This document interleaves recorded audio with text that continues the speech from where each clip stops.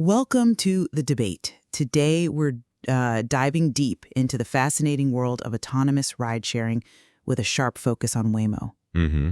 Now, our source material presents Waymo not just as an advancement, but actually as the evolution of transportation and even the next leap in mobility. Right, strong claims. Exactly. And this sets up a really compelling question for us today. Is Waymo genuinely this transformative next leap in mobility, poised to fundamentally alter our entire transportation landscape? Or is it, for all its impressive capabilities, primarily an incremental advancement, maybe with notable limitations that kind of temper its immediate revolutionary potential? Okay. So I'll be arguing that Waymo represents a profound paradigm-shifting change in how we think about and use transportation. And I'll be contending that, well, in its current form, it's more of an important, yes, but ultimately incremental improvement on existing models. Okay, so let me lay out my position first. Waymo, as presented in our material, it's far more than just a driverless version of, say, Uber or Lyft. I mean, it genuinely redefines personal transportation. The fundamental shift here is the complete elimination of the human element. Just think about it for a second. No more worries about tipping, no awkward small talk, and critically, none of the risks associated with maybe an intoxicated or unsafe driver. Mm-hmm. What you get instead is a consistently standardized, predictable, and frankly, premium experience, often in a comfortable Jaguar I-Pace electric SUV. Now, this isn't just a convenience, it's a foundational change in the trust and reliability we can expect from personal transit. And this transformation, it's underpinned by truly sophisticated technology. We're talking about a robust sensor suite that includes LiDAR, offering this unparalleled 360-degree 3D view up to 300 meters. That's far beyond human perception.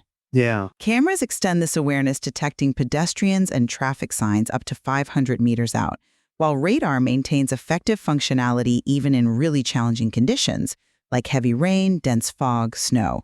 Situations where human visibility often just fails. And beyond individual sensors, Waymo boasts truly redundant systems that ensures reliability even if a component were to fail. And the intelligence, it's remarkable, recognizing emergency vehicles, interpreting complex hand signals, even detecting hidden obstacles just by noticing their shadows. This isn't just optimization. It feels like a qualitative leap. The material highlights how this technological superiority promises to, and I quote, eliminate traffic caused by human error, envisioning a safer, more predictable future for everyone. And we look at Waymo's rapid expansion, 5 active cities, 3 more planned, its current fleet of around 1,500 cars, growing with 2,000 more coming, and the introduction of these purpose-built Zeek RRT vehicles designed with spacious interiors, rotating seats. These aren't features of some small incremental upgrade. This clearly indicates a scalable, future-oriented vision. It positions it as the undeniable evolution of transportation, a technology that might well render human-driven cars, at least in their current role, obsolete. Okay, well, while Waymo is undeniably an impressive and innovative service, I think framing it as a next leap in mobility that fundamentally transforms transportation, it feels premature, maybe even overstating its current impact.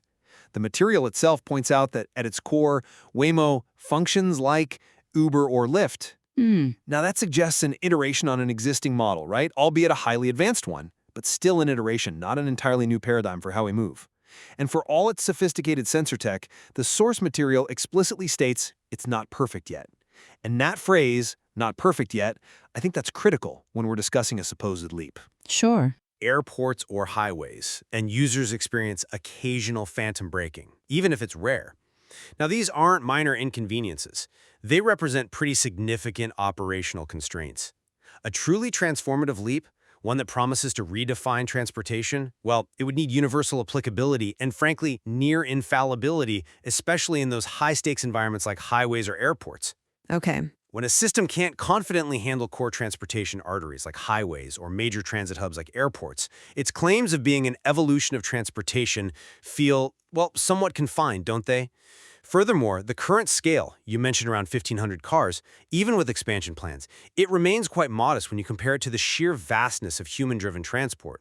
This scale points more towards a cautious, measured rollout rather than a truly disruptive takeover of the whole ecosystem. And quirks, like the inability to play YouTube music or connect personal devices directly. And perhaps more concerning are the passenger annoyances noted by users. Things like perfume-scented seatbelts, broken air vents, trash left behind, and even a disturbing mention of phantom ads appearing once, even if it was just a test. A test, yeah. Right, but these aren't just minor details. They point to a service still grappling with basic user expectations and quality control, which really tempers this notion of a perfected, frictionless future. All of this, taken together, it just makes the grand vision of a fully autonomous, driverless future seem more aspirational, than a current lived reality. Okay, let's really drill down into what defines this leap, though. You touched on the impressive tech stack and the safety capabilities, but I think the question we need to ask is, are these capabilities merely a sophisticated optimization within our existing understanding of safety, or do they fundamentally transform it? You brought up that Waymo doesn't serve airports or highways and has occasional phantom braking as significant limitations, but I see this differently. The very fact that Waymo chose to tackle the chaotic, dynamic, incredibly complex environments of dense urban centers like San Francisco, Phoenix, LA first, rather than the more predictable, sure, but often higher speed environments of highways, that speaks volumes to me. These city environments are where the true challenges of human error, distraction, unpredictable pedestrian behavior are most pronounced. Overcoming these challenges safely, that is the true leap. Highways, while important, are comparatively structured environments. Developing the system for those specific use cases is a next step, not some fundamental indictment of the core technology's transformative power. The fact that Waymo is already operating safely and reliably in these incredibly nuanced urban settings, recognizing emergency vehicles, interpreting complex hand signals from construction workers, even anticipating a hidden pedestrian by their shadow, these aren't just minor improvements. These represent entirely new levels of situational awareness and predictive capability that far exceed what any human driver can consistently achieve. This is a transformation in safety, moving beyond reactive human limits to proactive, intelligent navigation. And the occasional phantom braking, while not ideal, it should be viewed in context. It's a system erring on the side of caution, prioritizing safety above all else, and it's continually learning, which is exactly what a revolutionary technology does. It iterates, it improves. That's not a sign of failure. It's a sign of a robust, adaptive intelligence at work. I appreciate that perspective, and I do agree that navigating complex urban environments is a significant technical achievement, no question, but I'm still not entirely convinced that it fully addresses the leap argument. If we're talking about a transformative evolution of transportation, doesn't that imply a system that can address the full spectrum of our mobility needs? The absence of service to airports or highways isn't just a temporary phase we can dismiss easily. It fundamentally limits Waymo's utility for a vast segment of the population and their travel patterns. I mean, think about it. A huge portion of long-distance travel, commutes, logistics, it inherently involves highways in connection to major transport hubs. Sure. If Waymo cannot operate in these essential domains, it remains a specialized, albeit highly advanced, urban ride-sharing solution. It becomes maybe a premium last-mile or middle-mile option, rather than the foundational shift that would truly redefine how we move across an entire region or even a country. The phantom braking, too, however rare, it also points to a system that, in critical moments, can still misinterpret its environment. And while erring on the side of caution is understandable, a system aiming to eliminate traffic caused by human error should ideally be free from those kinds of issues, particularly when they could, potentially lead to rear-end collisions or just user discomfort. It suggests the system is still fundamentally learning, as you said, which again brings me back to incremental improvement rather than a fully realized, universally applicable paradigm shift. The human element it replaces, yeah, it's flawed, but it's also incredibly adaptable and capable of nuanced judgment across all driving environments. Waymo, in its current state, still has very clear boundaries to its operational design domain, and those boundaries are significant. I hear your points regarding operational scope, and yeah, they are valid considerations for full ubiquity. But I believe you're underestimating the quality of the leap that's already been achieved, even within its current operational domain. The capabilities of Waymo's technology, from its 360-degree 3D LiDAR giving millimeter-level precision, to its radar working consistently in adverse weather that would challenge or even blind human drivers, and the multi-layered redundant systems, these represent a qualitative shift in how driving is performed. It's a shift that profoundly surpasses human perception, reaction times, and, importantly, consistency. Consider the system's ability to interpret complex situations that might baffle a human. Say, a child playing behind a parked delivery truck, only detectable by the subtle shifting of their shadow. Waymo's AI can identify that, anticipate the potential movement, and react. That's not just better safety, that's a new dimension of safety. The complete absence of human-driven risks. The drunk driver, the distracted driver, the fatigued driver, the angry driver. This is not a minor optimization. It's the foundation for an entirely new, inherently safer, and more predictable transportation ecosystem. You frame the current limitations as sort of intrinsic failures, but the material, and really any reasonable understanding of technological evolution, suggests these are temporary phases.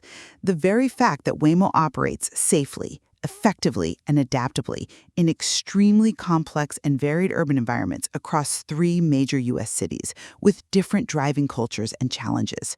San Francisco's hills, LA's sprawl, Phoenix's intense heat. That is the leap itself. And let's not overlook that clever safety touch mentioned in the material about rolling down windows and blasting AC to clear odors. While it might seem minor, it points to a holistic design approach focused on comfort and hygiene that actually enhances the overall user experience beyond just transit. It shows an attention to the passenger's well-being in a way traditional transport often just overlooks. That's a compelling argument, focusing on the sophisticated tech and the potential for a new safety paradigm. Okay, however, let's turn our attention back to those limitations and quirks impacting the user experience. You mentioned the clever safety touch, but have you really considered the implications of the other passenger annoyances on Waymo's claim to be the future of transportation? A next leap ideally should be frictionless, universally superior, seamless, right? Ideally, yes. Yet, the material details issues like perfume-scented seatbelts, which can be a significant irritant for some people, broken air vents, trash left behind. These aren't just minor maintenance hiccups. They directly impact the comfort and satisfaction of the passenger in a way that suggests a service still perfecting its basic operational quality. And, critically, the phantom ads appeared once, a concerning test. Even if it was a test, the very idea that a next leap in mobility could include unbidden, potentially intrusive advertising, it raises serious questions about user control and the sanctity of what should be a private, personal space. It was one test instance reported. I understand, but if the future of transportation involves phantom ads and potentially suboptimal cabin conditions, how evolved is that experience truly? Furthermore, the material states it's consistently more affordable than Uber Lyft, for now. That introduces a significant caveat. If its competitive pricing is just a temporary strategic move, maybe to gain market share, rather than a sustainable long-term benefit for users, then even the economic advantage, which is a key driver for adoption, becomes questionable. These aren't just kinks. They feel like cracks in the facade of a universally superior service, especially when you juxtapose them against these lofty claims of being the evolution of transportation. And the inability to play YouTube music or connect personal devices via Bluetooth, USB, that also points to a kind of fundamental lack of expected modern connectivity in a system that purports to be cutting edge. It creates friction rather than eliminating it. I'm simply not convinced by that line of reasoning, because I believe it fundamentally conflates minor easily addressable operational and maintenance issues with the core technological advancement and service transformation. Passenger annoyances like trash, a broken vent, even a strong perfume scent. Yes, they are challenges, but they are maintenance and cleaning challenges, matters of fleet management, not inherent flaws in the autonomous driving technology itself. They're kinks in the service rollout, not evidence against its leap status. But they affect the user directly. Of course, but they're fixable operational details. The phantom ads were explicitly noted as a test, not some fundamental implemented design choice, and it's based on one reported occurrence. To project that on the entire service's future feels like, well, an overreach. The material emphasizes that the core user experience, the driving itself, is overwhelmingly positive. Smooth acceleration, braking, and lane changes, minimal motion sickness reported, and critically, the ability for passengers to multitask or simply relax without the burden of driving. This is a profound shift in how we experience transit. Moreover, the personalization features that are available, granular control over AC, music via Spotify and iHeartRadio, custom lighting, they demonstrate a service designed with the future user in mind. Beyond that, the accessibility features text-to-speech for visually impaired passengers and the groundbreaking teen program allowing children 14 to 17 to ride alone with parental monitoring. These are truly significant enhancements to accessibility and comfort, pushing the boundaries of who can access independent mobility. These are the elements that define an evolution of transportation, delivering a consistent, private, and customizable ride experience. And we really can't ignore the anecdote about Sophia's record 6.5-hour continuous ride for therapeutic night drives. That highlights unique, positive impacts this technology already has on user well-being, showcasing benefits that extend far beyond just point A to B transport. It really speaks to a potentially transformative impact on individual lives. While I acknowledge the impressive advancements in accessibility and those positive anecdotes, I have to reiterate that these minor, addressable operational issues and kinks in service rollout are precisely what prevent Waymo, in my view, from being a universally transformative leap right now. They highlight that the entire package, the technology, the service, the user experience, isn't yet seamless enough to be considered a fundamental paradigm shift for everyone. A true leap implies a near-flawless integration of all these components. The fact that users are still reporting these basic discomforts or inconsistencies, alongside the acknowledged operational limits in critical areas like highways and airports, means Waymo remains a highly specialized solution, rather than the ubiquitous revolutionary force in mobility it aims to be. The promise of eliminating human error is powerful, absolutely, but if it comes with the trade-off of phantom braking, or a struggle with fundamental user experience elements, then we're talking about a different kind of challenge perhaps, not a complete eradication of issues. Ultimately, the question isn't whether Waymo is good or innovative, it clearly is both, but whether it's a leap that fundamentally alters transportation for everyone everywhere, and its current constraints suggest it hasn't quite reached that threshold yet. It's an incredible advancement, no doubt, but I would caution against declaring the revolution complete just yet. In sum, I firmly believe that the comprehensive technological foundation of Waymo, its proven and constantly evolving safety enhancements squarely aimed at eliminating human error, and the expanding suite of truly user-centric, customizable services, these collectively position it as a transformative next leap in mobility. It is actively redefining our expectations for what transportation can be in terms of safety, convenience, privacy, and personalization. This isn't just an upgrade, it's laying the groundwork for an autonomous, driverless future that will, I think, profoundly alter how we move, interact with our cities, and manage our personal time.